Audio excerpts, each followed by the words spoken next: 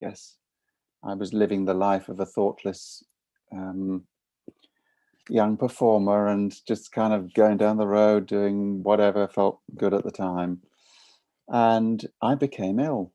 I didn't recognize the signs. I gradually started stammering. I was coaching singers actually at the Opera House, um, and I could no longer speak properly. And then gradually, over 3 weeks, that went into convulsions, and I lost use of speech and mobility. And that whole process lasted about 3 years. I was in a wheelchair and out of a wheelchair for 3 years.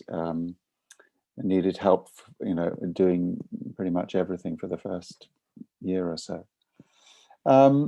And so that changed everything.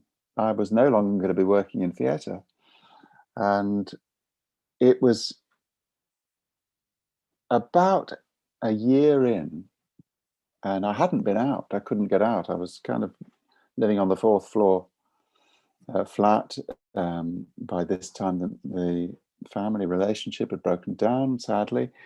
There were all sorts of difficulties and emotional aspects to that, of course, happening, plus this incapacity. And I was losing everything. I'd lost property, lost every possession.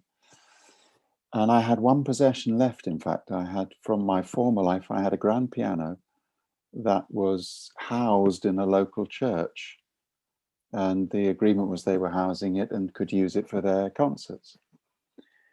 And somebody brought me a leaflet they picked up in passing and said, "Oh, I picked up one of those. Wasn't that thing you did or had?" And it was about training in craniosacral therapy.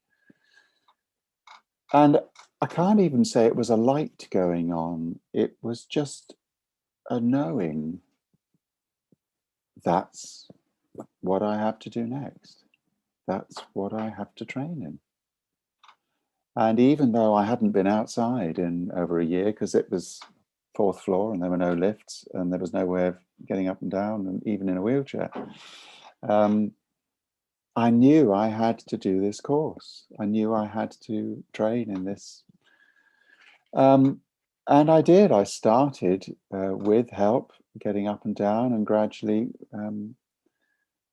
doing the course. And through the training, I'd go down on the train. People would help me lift me onto the train, help me off the other end. And through this whole process of training over 2.5, 3 years, my recovery was part of that as well as the learning.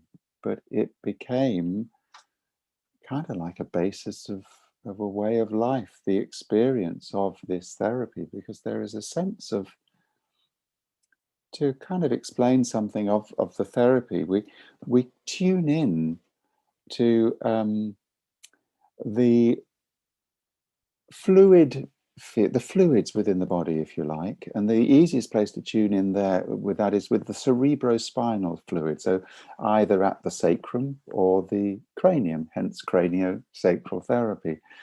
They're the obvious sites, and you feel palpation through the hands, and anybody can learn to do this.